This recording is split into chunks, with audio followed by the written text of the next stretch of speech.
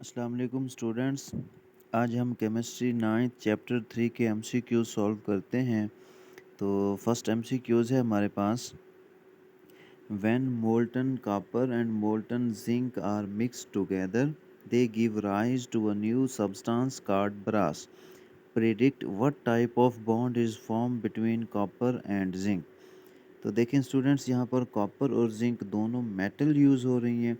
तो यहाँ इनके दरमियान बनने वाला बॉन्ड कैसा होगा? मेटालिक होगा। तो ऑप्शन सी हमारे पास करेक्ट आंसर है। अब दूसरे एमसीक्यूज़ की बात करते हैं। Which element is capable of forming all the three types of bond? Covalent, coordinate covalent and ionic. तो बेटा सेकंड एमसीक्यूज़ में हमारे पास जो ऑक्सीजन है ये तीनों टाइप्स की बॉन्डिंग करता है। तो बी टाइप, जो ऑप्शन बी है, ये हमारे पास करेक्ट आंसर होगा। तो एमसीक्यूज नंबर 3 है बेटा, why is H2O a liquid while H2S is a gas. तो इसमें बताना ये है कि H2O लिक्विड क्यों है और H2S गैस क्यों है। तो बेटा इसका बी ऑप्शन जो है वो करेक्ट है। तो देखें किस लिए है कि वाटर एक पोलर कंपाउंड है, because water is a polar compound and there exist strong forces of attraction between its molecules. तो ऑप्शन सी जो है हमारे पास करेक्ट है। उसके बाद चौथे की बात करते हैं बेटा, which of the following bond is expected to the weakest. तो बेटा जो जितना ज़्यादा इलेक्ट्रोनेगेटिव लेस होगा वो उतना ही उसके दरमियान जो बॉन्डिंग होगी वो क्या होगी? वीकेस्ट होगी। तो यहाँ सारे ऑप्शंस में देखा जाए तो कार्बन कार्बन जो फर्स्ट ऑप्शन है इसकी इलेक्ट्रोनेगेटिविटी सबसे कम है। तो लिहाजा ये हमारे पास करेक्ट ऑप्शन होगा।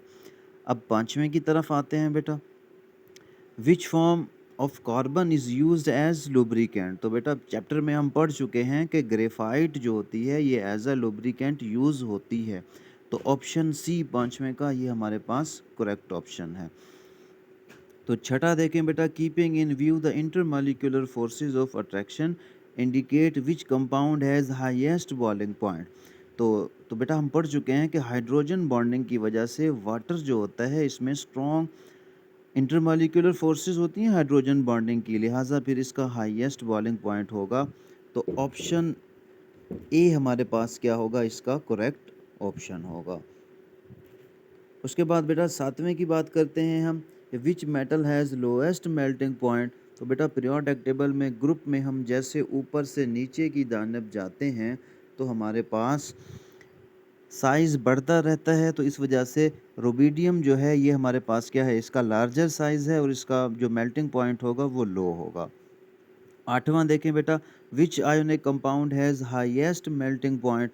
तो सबसे हाईएस्ट मेल्टिंग पॉइंट किसका होगा? तो बेटा डेफिनेटली जिसका साइज़ कम होगा उसका मेल्टिंग पॉइंट भी क्या होगा?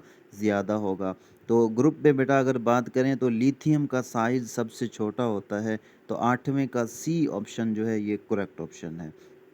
अब एमसीक्यूज़ नंबर 9 की बात करते हैं बेटा, which compound contain both covalent and ionic bond. अब ये बताना है कि इनमें से कौन सा ऐसा कंपाउंड है जिसमें कोवेलेंट और आयोनिक दोनों बॉन्डिंग होती हैं। तो बेटा ऑप्शन बी जो है हमारे पास NH4Cl अमोनियम क्लोराइड, ये हमारे पास करेक्ट ऑप्शन है। उसके बाद 10वें की बात करते हैं, which among the following has double covalent bond. तो बेटा डबल कोवेलेंट बॉन्ड हमेशा अल्कीन के अंदर होता है।